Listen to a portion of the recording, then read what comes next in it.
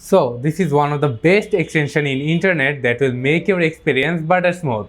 এই এক্সটেনশনটির নাম হলো ইনহ্যান্সার ফর ইউটিউব। এটিকে প্রথমে ইনস্টল করে নিতে হবে, ইনস্টল করে অ্যাড করে নিতে হবে। দেন আপনার ইউটিউবের ভিডিওগুলোর নিচে এরকম একটি প্যানেল তৈরি হয়ে যাবে। ফর এক্সাম্পল এই আইকনটির মাধ্যমে আপনি আপনার ল্যাপটপের ভলিউম বুস্ট করতে পারবেন। পপ আপ প্লেয়ারের মাধ্যমে আপনার ভিডিও পপ আপ হয়ে যাবে এবং আপনি ইউটিউব অফ করেও যে কোনো ধরনের কাজ করতে পারবেন এবং আপনার ভিডিও চলমান থাকবে।